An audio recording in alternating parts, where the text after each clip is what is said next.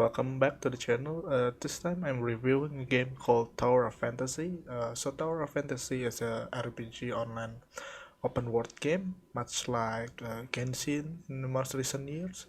So a lot of people will tell that Genshin or Tower of Fantasy is like Genshin, but it actually a bit more than that.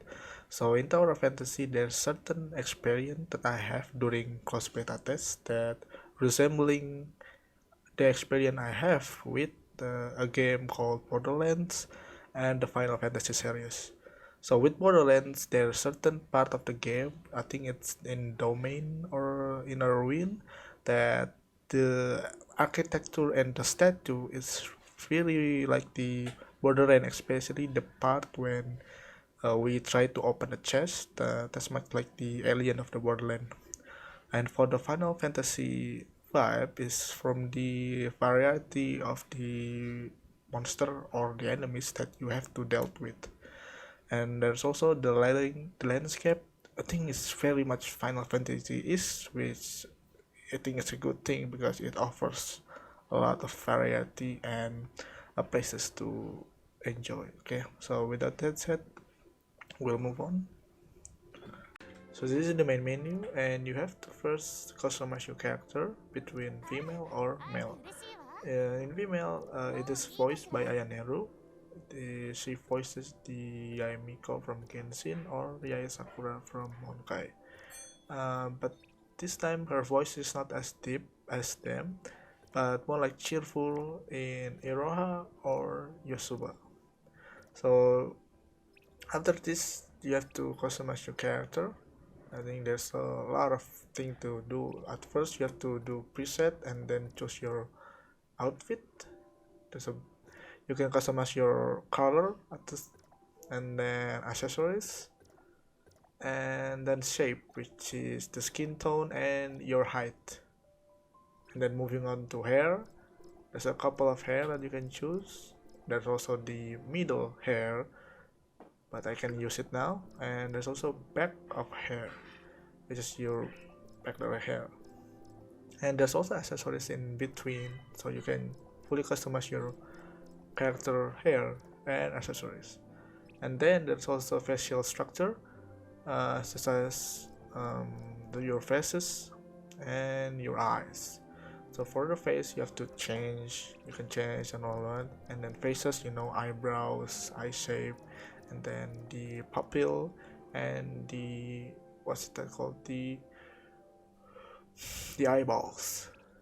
So after that you're finished that, then you have to move to accessories. In accessories, you have a lot of options too, including the mouth and then nose. And then for the last one is like a sticker or war paint or something like a heart symbol. You can pick one, choose the color, and then reposition on your based on your preference. Okay, that's the character customization in Tower Fantasy. In Tower Fantasy, there's a lot of stuff that you can see. There's event, and then there's supply run, which is like a login event, and then there's like a reward type for leveling up or for your like a sign in and stuff that you can do daily. And there's more to that. That's actually activities such as Wonders Log, like a beginner's guide, and then there's also domain or challenges, if you will. So you can do it weekly, or there's the couple of things that you need to co-op, like using the domain and stuff, you know. And after that, you can buy a lot of stuff during in the shop. So we're gonna show you the character screen. This is your character screen, your stat, your name, and this is your backpack. Uh, all of the item that you have will be shown here. Okay, and then there's also Simuraka, and there's also weapon. Simuraka is your weapon, so the weapon in Tower of Fantasy has a character model in itself. You can use the character model as your own, or maybe not. But this is the weapon screen. You can a lot of choices for matrix. is like an artifact, so you can put matrix on your weapon. There's a couple of stats that you need to do, but most of the stat is just requiring three set. And then this one is for PvP. So if you're having like three items of attack, that you should register yourself as attacker. And if you have healer, then you should have consider it using putting as healer. But mine is attack person, so yeah. And this time I show you how the Simulacra is shown. So this is the character model from Simulacra, the SSR 0. You can use it like your own, see? And then I'm gonna change to a 4-star character. So I'm gonna steal their model also, but while wielding a different weapon. So yeah, definitely you can use either of the character model, but maybe if you like your own model, then you don't need to change it overall. I like my own model, so moving on. So this is the gacha section. There's three type of gacha: the purple, the legendary, and the red one. The purple is mostly some material, but you can get SSL from it. I get it once. And for the gold is the, I think, standard banner, so it's a permanent. And then for the red one is limited banner, so you have, it's time limited. My advice to you that you should just save up the red gacha or the red nucleus. So there's a couple of weapons that's actually very good that you need to have it, but so just wait till then.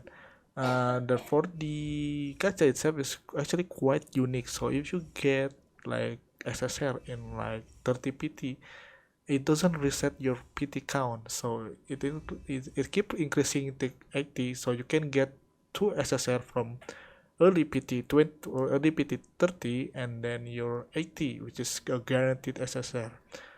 This one is just store. You can redeem some of the stuff. It's pretty typical stuff. You can get actually couple of cashback from it, but yeah, I think that's all I need to tell you about the Tower of Fantasy. The game supposed to be released on Q3 this year, so it's either July, August, or September.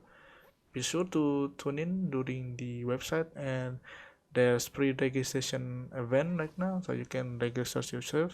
And then there's also some newsletter from Discord and from the official media of the Tower of Fantasy. Okay, I think that's it. See you guys next time. Bye.